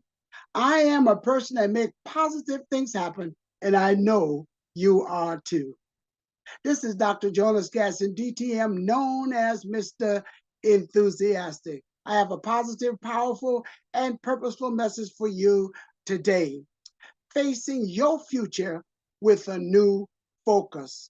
Facing your future with a new focus. What I've learned is the best way to predict the future is to create. This is your time and this is your turn. This is the decade for the doers. If it's going to be, it's up to me. And if you're going to get through, it's up to you. You are the magic. I love what Dr. Martin Luther King said. The time is always right to do what's right. This is the right time for you to take a chance, take charge, and take control of your life. There's an African proverb said, if there's no enemy within, the enemy without can do you no harm. So if you develop yourself from within, you'll never do without. It's not external in, but it's internal out.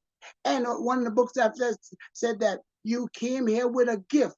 You are pregnant with possibility. If you develop that gift, you will always bud, bloom, and blossom into a bright and beautiful future. So I'm going to share how you overcome some obstacle with 4 principles, and it's going to help you to turn your obstacle into an opportunity, to turn your stumbling block into stepping stone, and to turn your scars into stars. So this is your time and this is your turn. Now, here's what I'm going to share with you to inspire you to live your dreams, to live your goals, and to live your aspiration. I'm going to share with you 4 principles.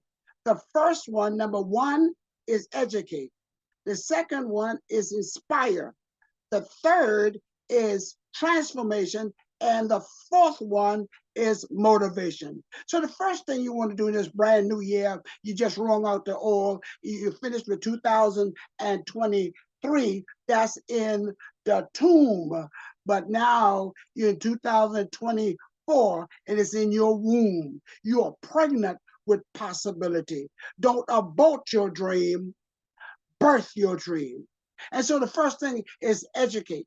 It comes from the Latin word to lead and to draw out the best that's in you.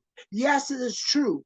There's a genius in you. There's nearly 8 billion people on the planet, and there'll never be another one just like you. No one else can duplicate your fingerprint, your handwriting, or your child. You are born an original. Don't you dare die a cheap copy. The second principle is that to inspire. And that's why we're doing this summit, to inspire you that there's a dream in you, there's a book in you. This is your time and this is your turn. Go for it. Go for it. We need to hear your voice.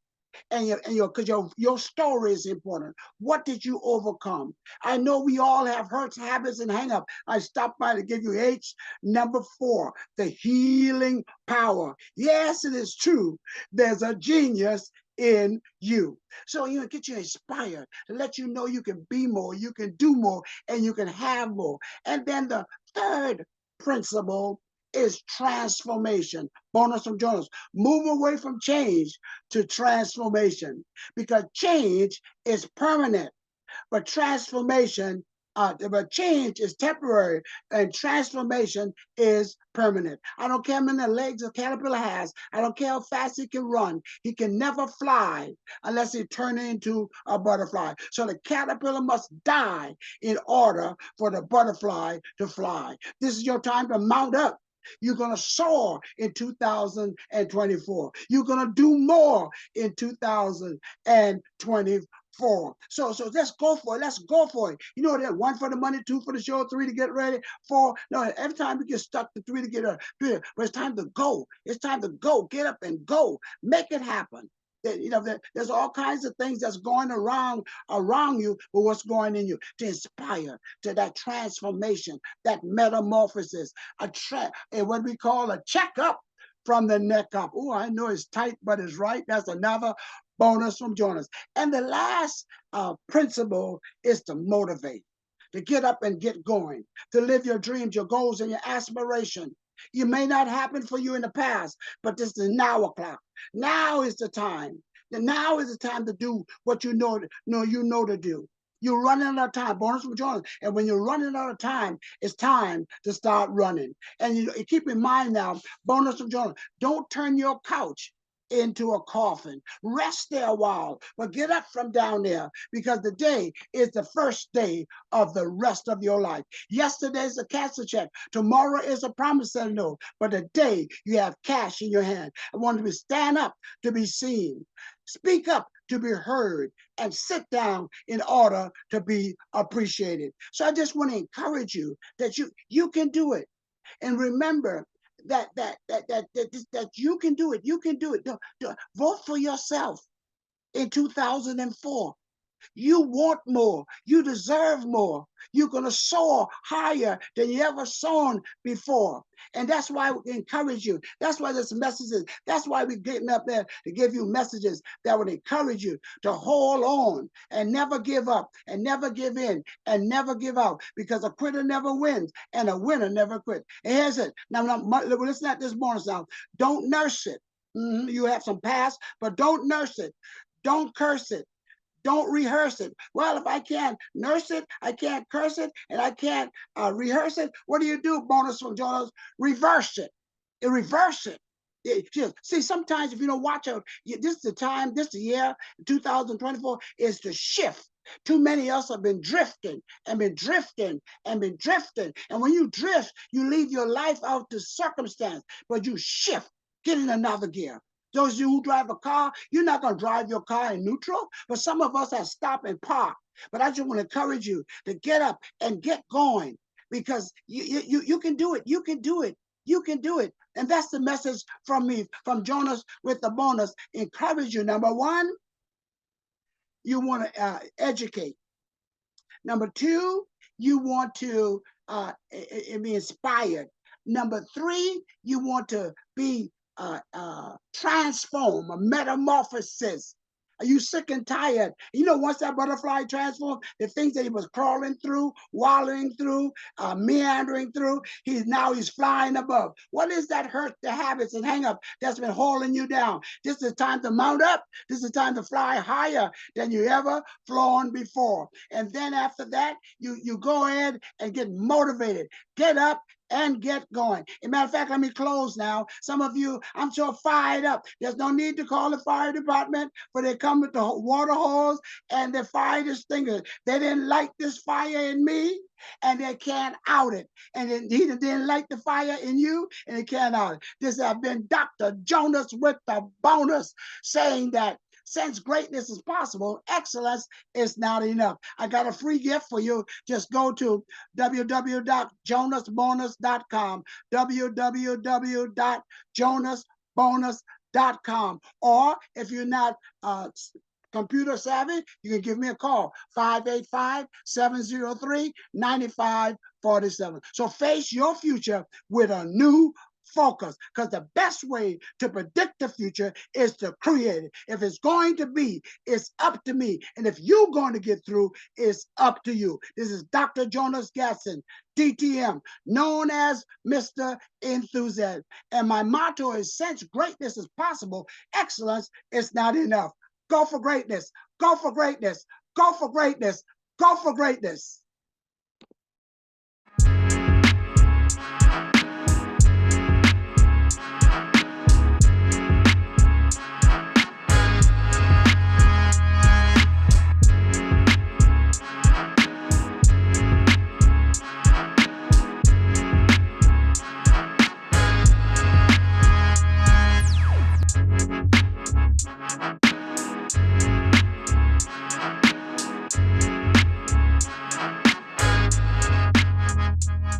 Welcome, ladies and gentlemen. Thank you so much for joining the exploration of belonging and inclusion and wellness, rising together in Black history. I am Latasha Matthews from Why to Live Well, where I help organizations and women in leadership learn how to build well, live well, love well, and lead well through several frameworks.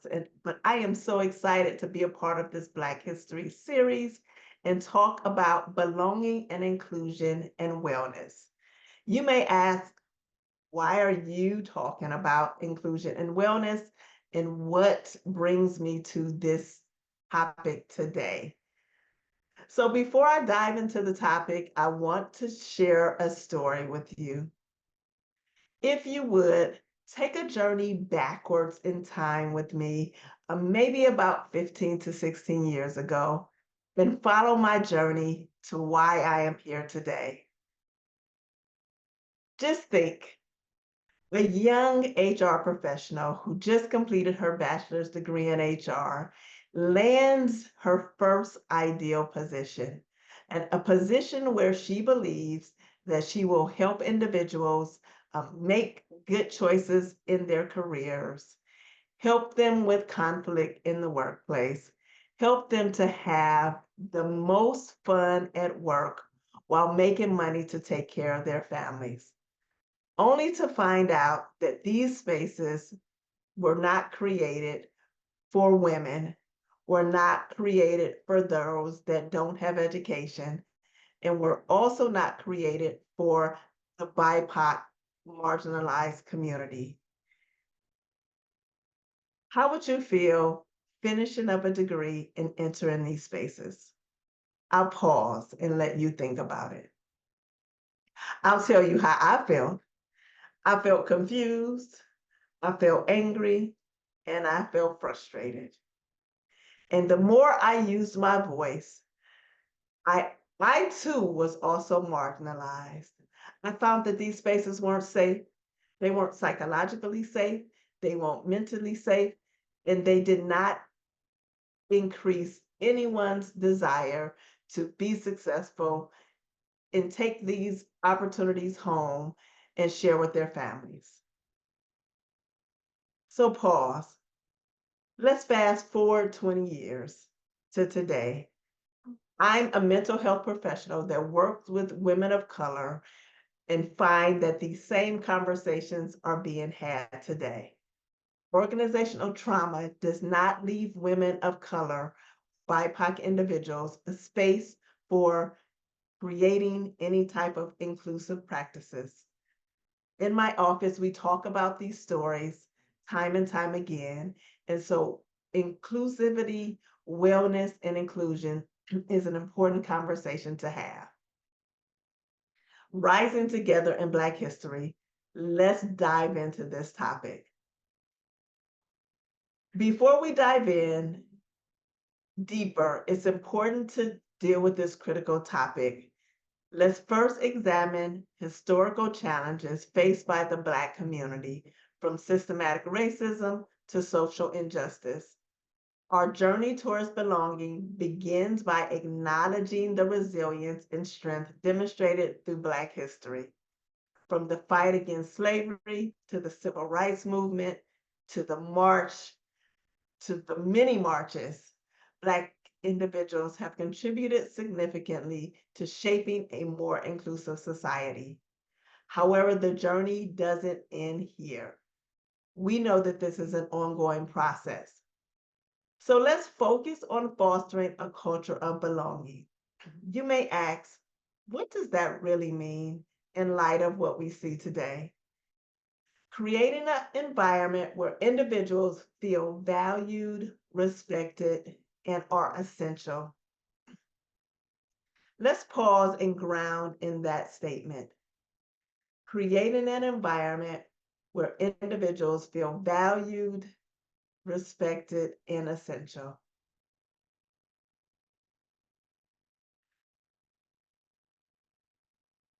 This involves recognizing diverse perspectives, celebrating achievements, and actively promoting inclusivity. Embracing diversity not only enriches our community, experience, but it also strengthens the fabric of our community. So we know that inclusion goes beyond mere representation. It's really about actively involving everyone in the decision-making process, ensuring equal opportunities in accessibility, challenging and breaking down barriers, questioning assumptions, and amplifying voices that may have been overlooked. We understand that by doing this, we build the foundation where everyone feels heard, acknowledged, and appreciated. Let's transition a bit because we can't talk about inclusivity unless we talk about wellness. Wellness is vital. The emphasis of inclusivity includes caring for the whole person. Have you worked in environments where your whole being have been cared for? When we think about holistic inclusivity, we think about physical, we think about mental, we think about emotional well-being. We know that the Black community has faced unique, specific health disparities. It's important to address the holistic approach by promoting access to healthcare, mental health resources. It fosters a supportive community, and it can significantly contribute to the overall well-being and wellness within your organizations. As we rise together, let's consider some of the practical strategies for implementation. Establishing mentorship programs, creating spaces for open dialogue, and encouraging allyship are tangible steps towards fostering a sense of belonging. We know that incorporating wellness initiatives such as fitness programs, mental health workshops, and access to health resources demonstrates a commitment to holistic well-being for our communities. We also know that education plays a vital role. By raising awareness about historical and contemporary challenges faced by Black communities, we create a more informed, but also a more empathetic society. Education empowers us to challenge those stereotypes, dismantle those biases, decrease those microaggressions, and work collectively toward a more just and equitable future, and also environments that give individuals access. Belonging, inclusion, and wellness are interconnected. These elements can transform our communities. By recognizing our shared history, embracing diversity, and prioritizing well-being, individuals, we paved a way to a future where an individual can get a degree, go into an environment, and create a sense of change. Let's commit to some of these principles, not just during Black History Month, but throughout the year. As I close, I want to leave you with some tips that you can take back to your organizations or enhance the organizations you already work at to create an environment of inclusivity, belonging, and wellness. The first one would be implement inclusive policies and practices. Companies should establish and enforce policies that actively promote diversity and inclusion. This includes fair hiring practices, equal pay initiatives, and anti-racist policies. Providing diversity training for employees and leadership can also cultivate a more inclusive workspace. Offer flexible work arrangements. Recognize the importance of work-life balance and work-life alignment. This is crucial to your employees' well-being. Create supportive mental health initiatives. Prioritize mental health. It is an integral role in our wellness. Companies can provide mental health resources such as employee assistance programs, wellness workshops, promote wellness spaces within the organizations. These all foster mental health initiatives. The last thing you want to do is measure and track progress. Don't continue going down a wrong street when you can turn the corner and go down a right street. Thank you for your time in this Black History Month Wellness Initiative, creating a culture of belonging and inclusion and wellness. Have an amazing day. Latasha Matthews from Y2 Live Well. Follow me for more details on how to create a wellness environment that fosters creativity, creates a sense of belonging, and accessibility. Have an amazing day and happy Black History Month.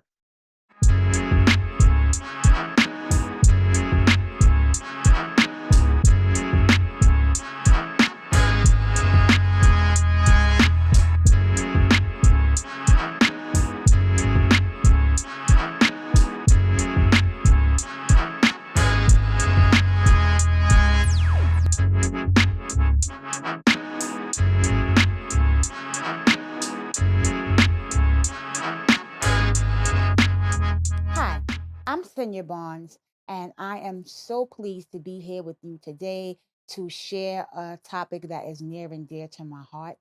I want you to think about your first encounter with love. Hopefully, you have that thought in your mind. Now, I want you to think about what trauma means to you. You may be wondering, well, what's the difference and why is this important? These two are important because our perception of love typically is correlated to our encounter with trauma. According to the American Psychological Association, trauma is related to traumatic experiences that affect or impact your thoughts, your feelings, and your emotions. By pure definition, that means every single one of us have experienced some form of trauma. Wow, some of us may have experienced a little more than others. Again, nonetheless, we all have experienced some form of trauma. What brought me to this topic? Back in 2021, I did a podcast interview that is on YouTube about what is love. And at the time, I thought for sure, yes, I know what love is. But then while I was doing the interview and the podcaster was asking me some questions, I realized part of my answers were directly related to my experiences with trauma. So while, yes, I know my parents love me, my grandparents and family members, when I dug a little deeper, I realized that my thought process of what I thought love was to me was based on my perception of my interactions with after losing my only nephew to gun violence, and then a few years later being diagnosed with a terminal illness. And so my perception went from those warm, fuzzy thoughts of love to having limited time. And so I want you to go on a journey with me, and I want you to think about again, how do you look at love and how do you look at trauma? And again, we're looking at these two things hand in hand. Now, you have that thought in mind. I want you to dig a little deeper. I want you to think about not only how the experiences you had with trauma, I want you to think about how you began to navigate through the world with that traumatic lens sitting in the back of your mind. I want you to think about what did loving yourself look like during that time. Now, if you were like me, you grew up knowing that, hey, if you experienced some type of trauma, if you had resilience, then you would be able to get through it. However, no one shared with us what resilience really looked like, and no one shared with us what strength was. We had to come up with those things on our own. However, I want you to dig a little deeper on top of that. Now, you're an adult, you've been through experiences, you've experienced some trauma, you've had some relationships. What does it really look like to love yourself after you've gone through something traumatic? For myself, again, I remember being diagnosed with a terminal illness. Girl, I remember how I felt in the doctor's office that moment when they told me I had pulmonary fibrosis and I only had 36 functionability between both of my lungs, and that I will need a lung transplant, a double lung transplant to be exact. All these different things were going through my mind. A double lung transplant? What does that mean for me? Does that mean I can no longer work?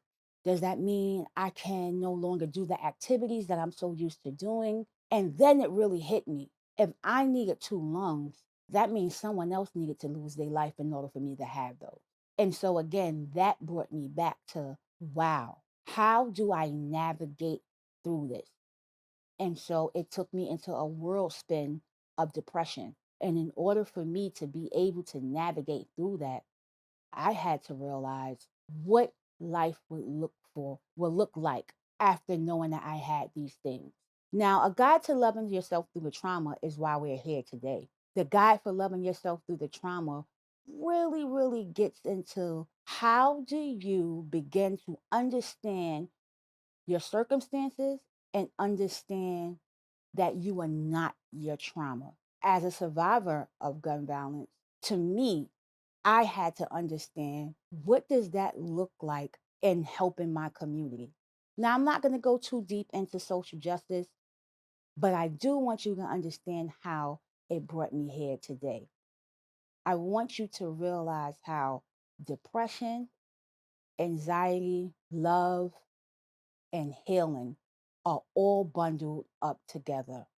I want you to think about, what does love mean to you? What does trauma look like for you from the angle of love and healing?